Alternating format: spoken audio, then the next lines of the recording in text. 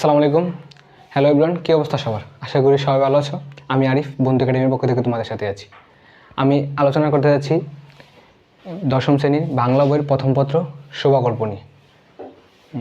শোভাগল্পটি লিখেছে মূলত কি রবীন্দ্রনাথ ঠাকুর। শোভাগল্পটি লিখেছে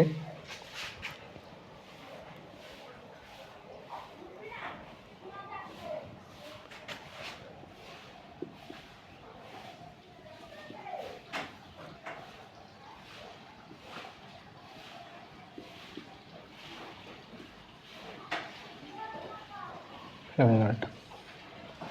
শোভাগল্পটি লিখেছে রবীন্দ্রনাথ ঠাকুর। আমরা প্রথমে কবি পরিচিতিটা নিয়ে আলোচনা করি, রবীন্দ্রনাথ ঠাকুর সম্পর্কে আলোচনা করি। রবীন্দ্রনাথ ঠাকুর জন্মগ্রহণ করেন 25শে বৈশাখ 1268 সালে 7ই মে 1861 খ্রিস্টাব্দে কলকাতার জোড়াসাঁকোর ঠাকুর পরিবারে জন্মগ্রহণ করেন। রবীন্দ্রনাথ ঠাকুর জন্মগ্রহণ করেন 25শে বৈশাখ।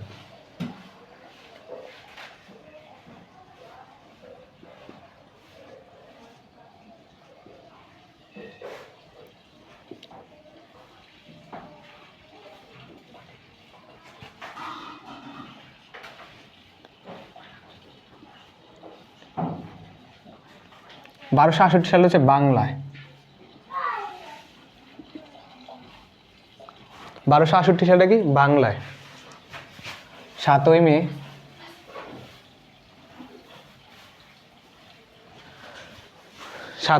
1861 খ্রিস্টাব্দে 7ই মে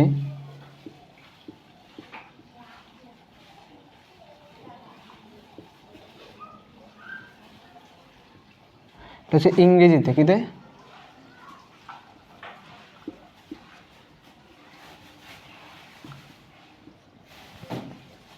এটাও তোমরা একটা এমসিকিউ হিসেবে নিতে পারো। তিনি জন্মগ্রহণ করেন কলকাতার জোড়াসাঁকোর ঠাকুর পরিবারে জন্মগ্রহণ করেন। কলকাতার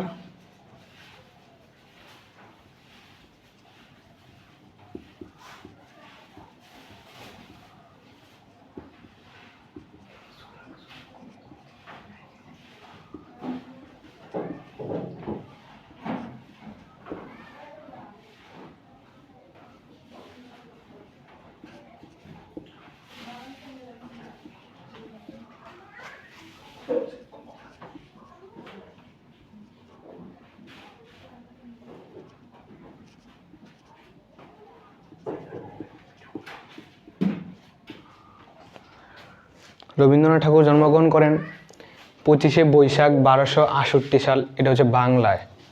7ই মে 1861 খ্রিস্টাব্দে, এটা হচ্ছে ইংরেজিতে। কোথায় জন্মগ্রহণ করেন? কলকাতার জোড়াসাঁকোর ঠাকুর পরিবারে জন্মগ্রহণ করেন।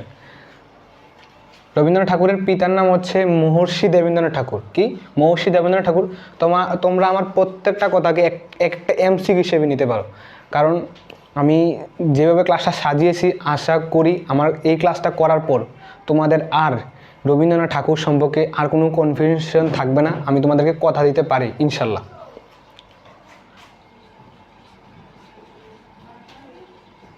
পিতা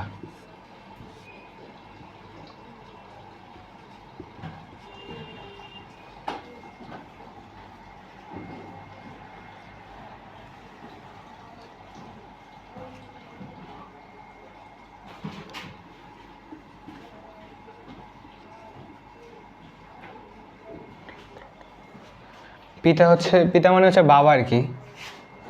আমি তোমাদেরকে আর একটু সহজ করে বুঝিয়ে দিই। বাবা। আর রবীন্দ্রনাথ ঠাকুরের দাদার নাম হচ্ছে, দাদা বলতে পিতামহ যাকে বলা হয়, প্রিন্স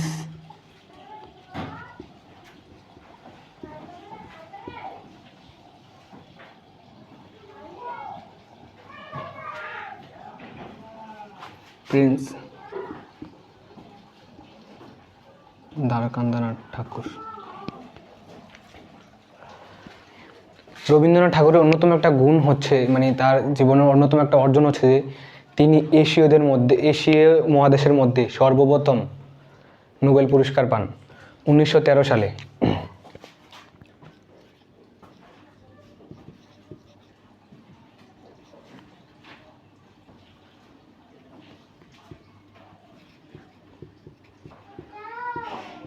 নোবেল পুরস্কার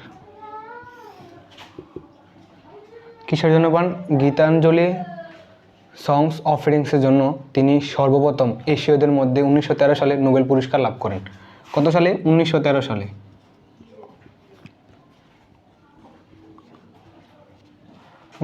সালে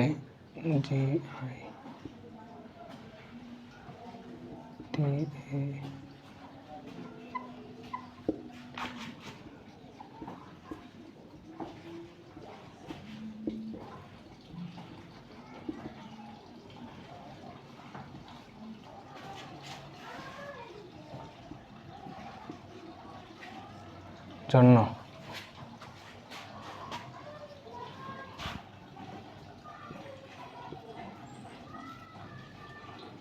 সর্বপ্রথম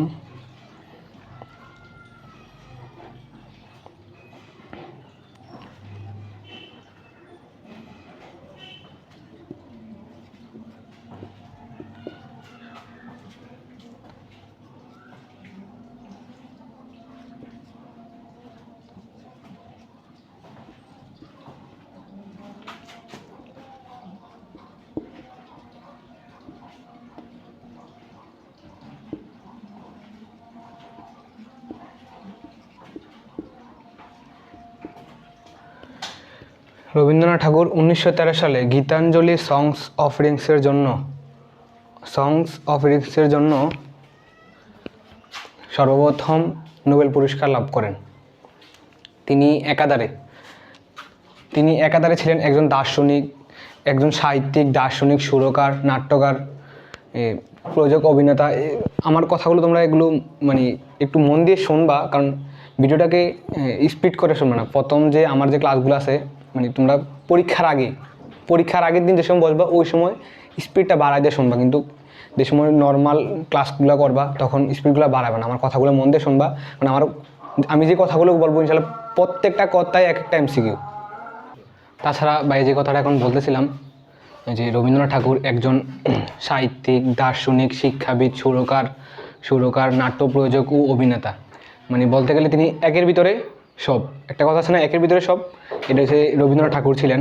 তিনি একাধারে দার্শনিক, সাহিত্যিক, শিক্ষাবিদ, সুরকার, নাট্য প্রযোজক ও অভিনেতা। এই কথাগুলা লিখতেছি না, তোমরা এগুলা জাস্ট একটু মন দিয়ে শুনবা ইনশাল্লাহ। যদি MCQতে থাকতে পারে, বেশিরভাগ এটি সৃজনশীলে থাকে না, MCQতে থাকলেও থাকতে পারে। তারপর তার কিছু রচনা আছে, রচনাগুলোর মধ্যে হচ্ছে মানসী, সোনার তৈরি, চিত্রা, কল্পনা, খনিকা, বলাকা, চোখের বালি, এরপরে ঘোড়া ঘরে বাইরে। তারা ঢাকঘর, অজস্র রচনা আছে, এগুলো এতটা ইম্পর্টেন্ট না।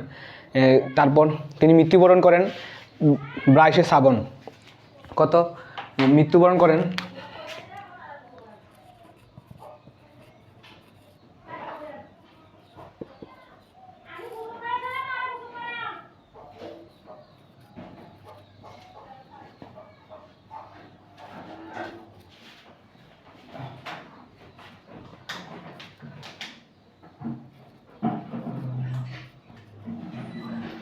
22শে শ্রাবণ 1348 সালে।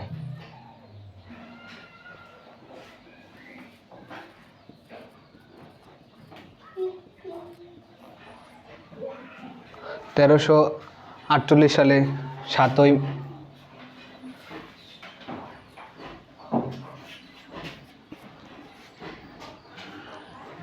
7ই আগস্ট।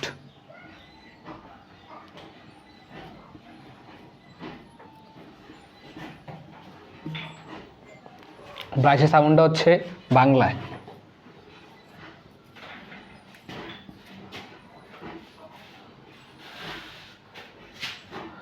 22শে শ্রাবণটা কি বাংলায়? 22শে শ্রাবণটা হচ্ছে বাংলায় 1941 খ্রিস্টাব্দে কলকাতায়।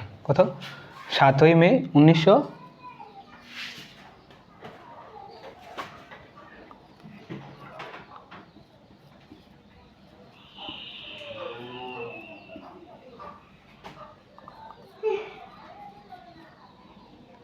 খ্রিস্টাব্দে। তিনি ছিলেন বিশ্বকবি। তার অজস্র, তার ভিতরে জ্ঞান ছিলেন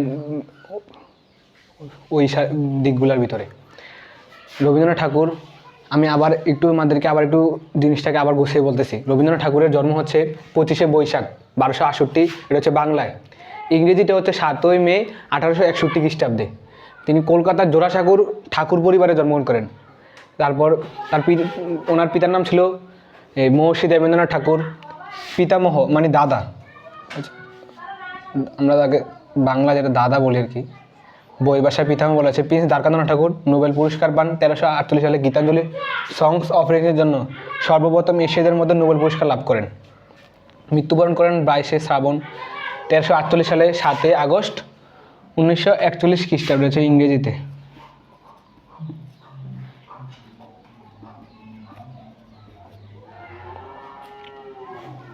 আমি মুছে দিচ্ছি, তোমরা এটা একটু কষ্ট করে তুলে নিবা, নোট করে রাখবা।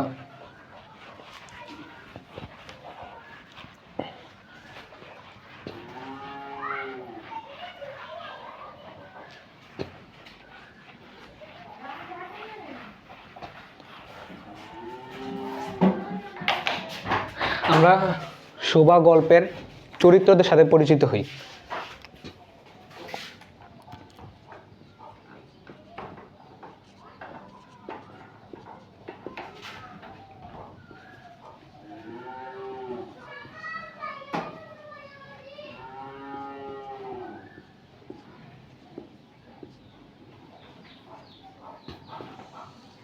প্রথমে আমরা আলোচনা করব শোভা গল্পের যেই মেইন ক্যারেক্টার হচ্ছে শোভা।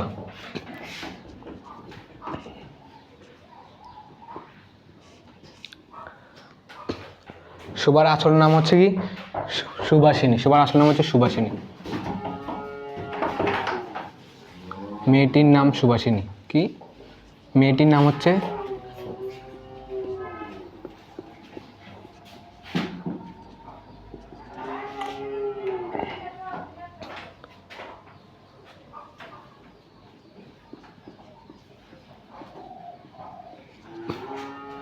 পয়েন্ট আকারে এটাকে লিখতে পারো। 2 হচ্ছে বড় 2 বোনের নাম হচ্ছে সুকেশিনী, সুহাসিনী। তাই মিলের অনুরোধে তার নাম রাখা হয়েছে সুভাষিনী। বড় 2 বোনের নাম।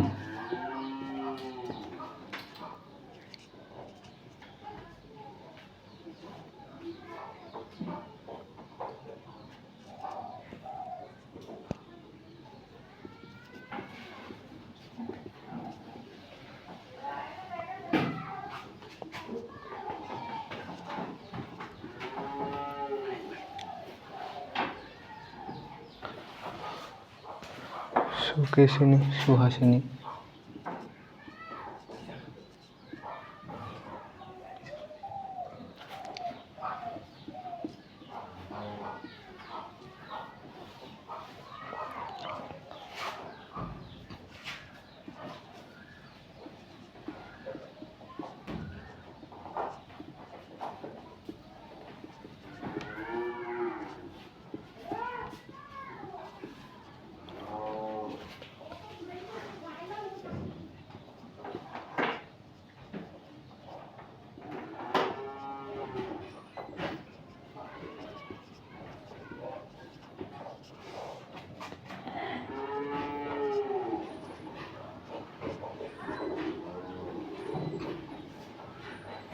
সুভাষিনী।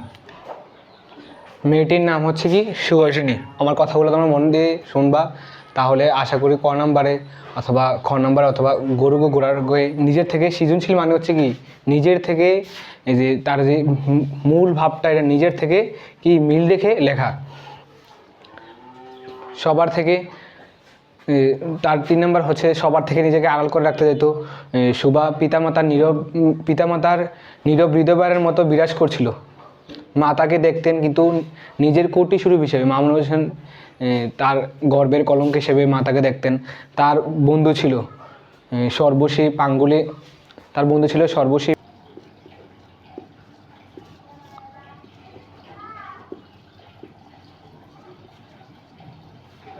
শোভার পিতার নাম ছিল বাণীকণ্ঠ। তিনি কিন্তু শোভাকে অন্য মেয়েদের তুলনায় বেশি ভালোবাসতেন। অন্য মেয়েদের তুলনায় বেশি ভালোবাসতেন, মেয়ে হিসেবে তাকে অন্য মেয়েদের তুলনায় বেশি ভালোবাসতেন। স্বচ্ছ অবস্থায় 2 বেলা মাছ ভাত খায়। স্বচ্ছ অবস্থায়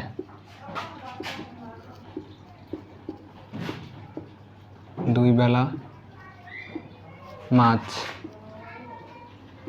ভাত খায়। এই জন্য কিন্তু তার শত্রু ছিল, এই জন্য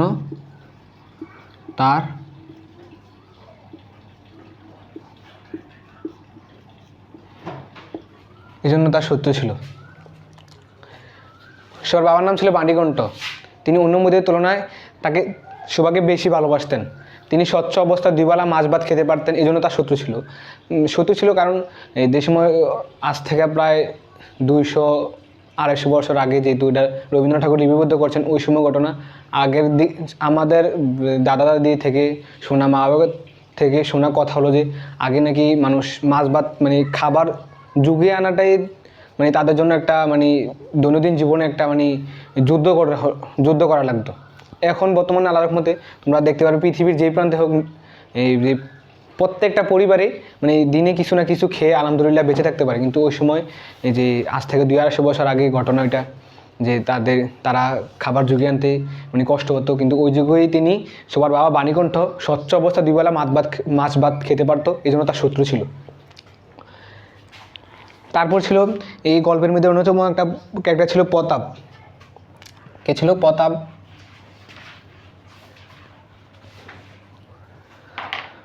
প্রতাপ হচ্ছে গোসাইদের ছোট ছেলে, নিতান্ত অকর্মণ্য প্রতাপ।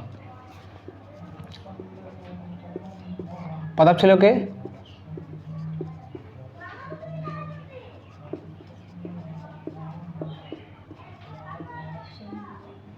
গোসাইদের ছোট ছেলে।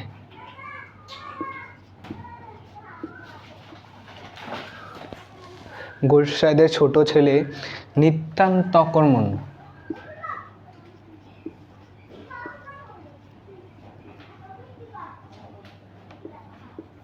এখানে অকর্মণ্য বলতে বোঝানো হয়েছে যে ওই যে মানে কোনো কাজের না, অকর্মের ঢেকি যেটা বলা হয়, কোনো কাজের না। তার প্রধান শখ ছিল, এই যে প্রতাপের একটা প্রধান শখ ছিল কি?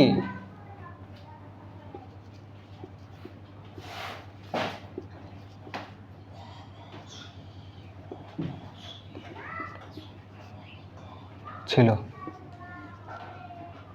ছিপ ফেলে মাছ ধরা। তার প্রধান শখ ছিল ছিপ ফেলে মাছ ধরা। শোভা গল্পের মধ্যে শোভার অন্যতম বন্ধু ছিল এই প্রতাপের কাছে সে সবসময় মানে কাছেজন হিসেবে মুখ হতো। শোভা সবসময় চাইতো যে মন থেকে প্রতাপকে কীভাবে খুশি করা যায়, কীভাবে তার সাথে সবসময় মিশা যায়। তো আশা করি আমার এই ক্লাসটা করার পর তোমাদের আর শোভা গল্প নিয়ে কোনো সমস্যা থাকবে না। সবাই মন দিয়ে পড়াশোনা করবা। সামনে যেহেতু 26 বছরের পরীক্ষা, আর বেশি দিন নাই। সবার জন্য দোয়া রইল, আমাদের জন্য দোয়া করবা। আর আমাদের বন্ধু একাডেমির চ্যানেলটাকে ইউটিউবে সাবস্ক্রাইব করে দিবা, ফেসবুকে ফলো দিয়ে পাশে থাকবা। আসসালামু আলাইকুম।